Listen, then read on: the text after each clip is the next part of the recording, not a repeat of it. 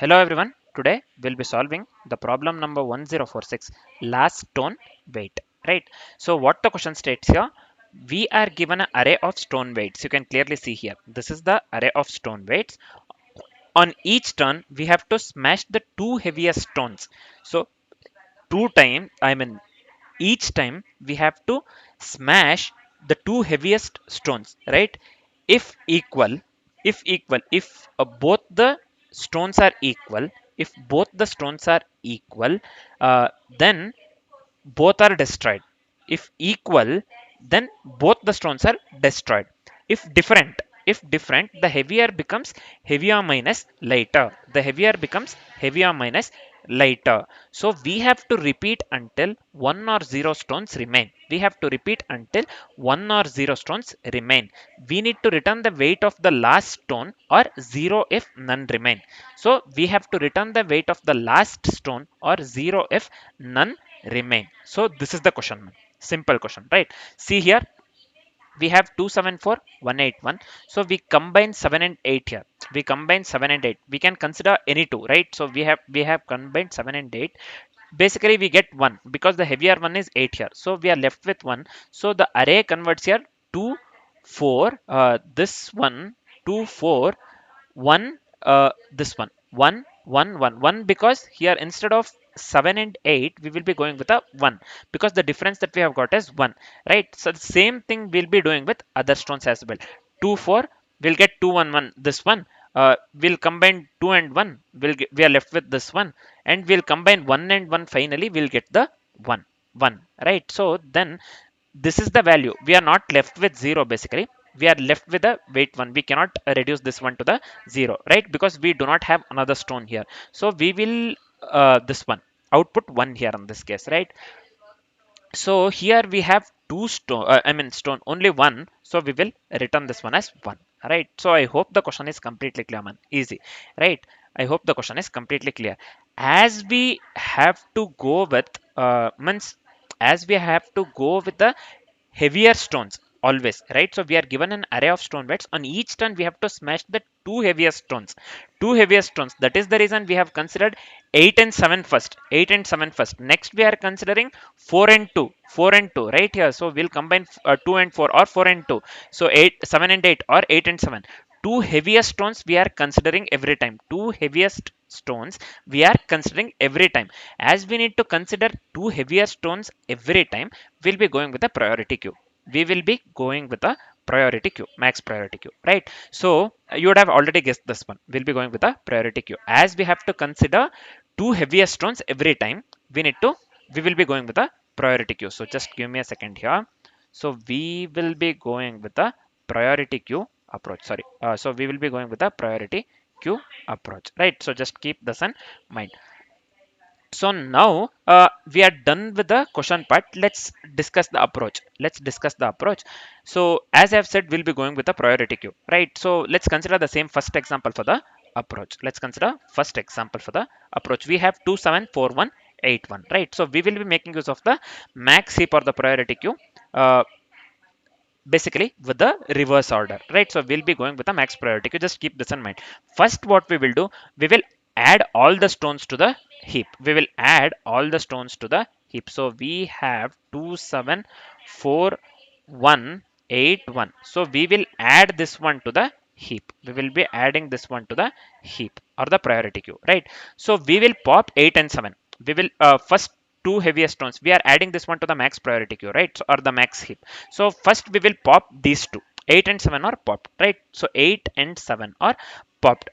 Here now we are left with 4 comma 2 comma triple one, 4 comma 2 comma triple one, because 7 and 8, when we are smashing 7 and 8, so two heaviest stones, we are left with the difference 1. So we will be adding that difference to the array. So we will be left with 4 2 1, in the place of 7 and 8 we'll be going with a 1, right? So next what we'll do, we will pop 4 and 2. The difference we have is 2 here, right? So difference is, we are having is 2. So now we will be going with a 2 triple one. So this is fine. Now we will be popping 2 and 1. So we are having 2 here, right? So now we will be popping 2 and 1. So from this one we will be popping 2 and 1. We'll be popping 2 and 1. So the difference we are left with 1. Difference we are left with 1 here. So we have triple 1 now in the heap. Max heap. We are having triple 1. So now we will pop 1 and 1. 1 and 1, right? So we have to go with the two heaviest stones. We will be popping 1 and 1.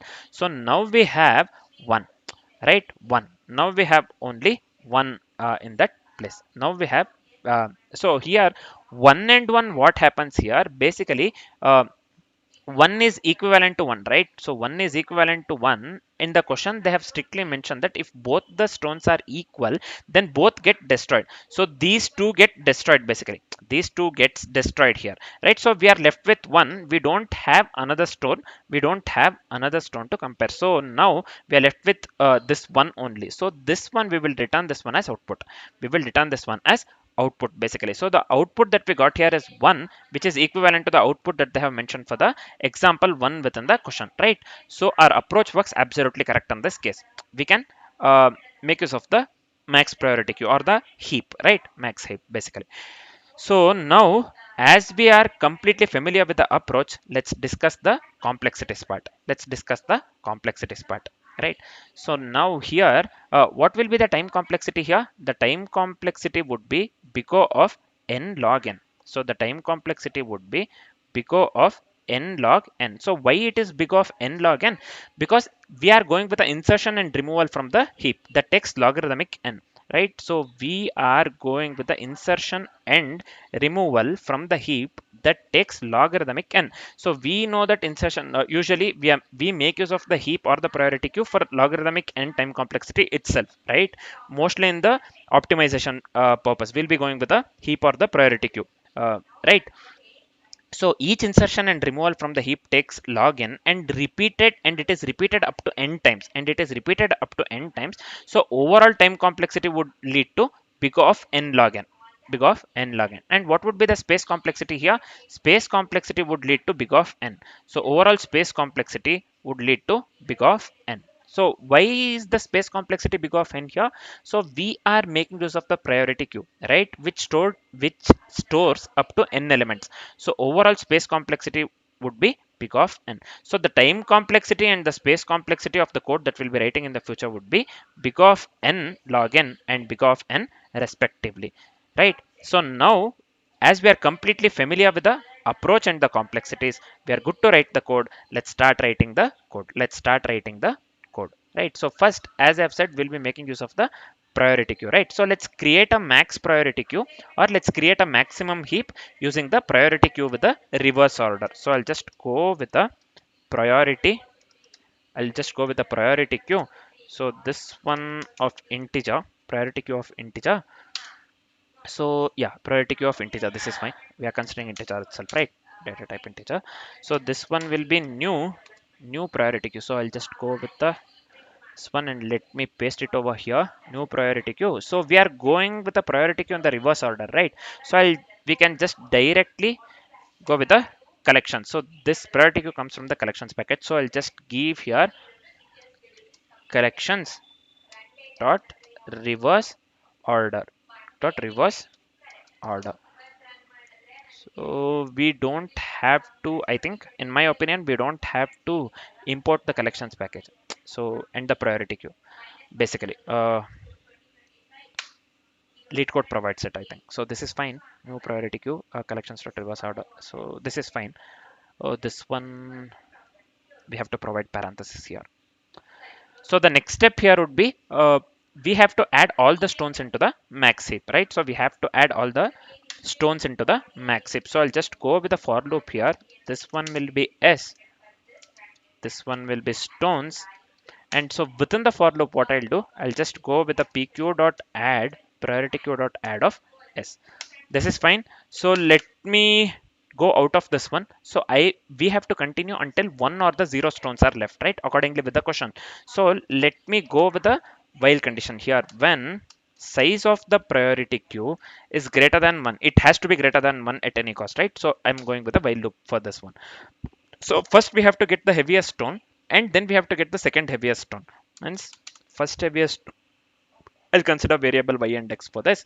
First heaviest stone, this will be, let's make use of the pole property to get the heaviest stone, right? So same goes with the another variable x as well. So pq dot pole again, first two heaviest stones, right? So this is fine. We have success after getting the heaviest first two heaviest stones successfully. Then if they are not equal, then we have to push the difference back. In our case, in the example, first two heaviest stones here are 8 and 7, 7 and 8, or the 8 and 7, right? So they are not equal, so we have to push the difference back, right? So let's write the code for that. So here it will be, if x not equal to y, if x not equal to y, then I'll just go with pq dot add of y minus x, y minus x. So this is fine. Let me come out of this one entirely. So we have to return the last remaining stone or 0. So here in this case, I'll just go with the return pq dot is empty. So this is fine. I'll just go with 0, or let me go with pq dot peak, pq dot peak, priority q dot peak. So this is fine. So we are done with the code.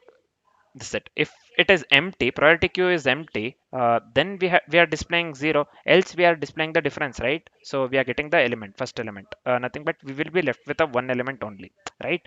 So then we are just going with a peak property that the priority queue provides. So I hope this is clear, man, simple to understand. Basically this is the easy problem, right? Yeah, this is fine. Let me hit the run button. We are done with the coding part. Easy one. Yeah, we are getting accepted, means the sample test cases are getting passed. So let me hit the submit button quickly. I hope this works for all the test cases, man. Let's see. Yeah, you can clearly see here all the test cases are getting passed, means the code works absolutely correct in this case. The code works absolutely correct in this case, right? So let me do one thing. Let me close this one. Yeah, see here. Yeah, I hope the solution part is completely clear along with the approach and the complexities, right? For now, this is it. Thanks for watching, guys.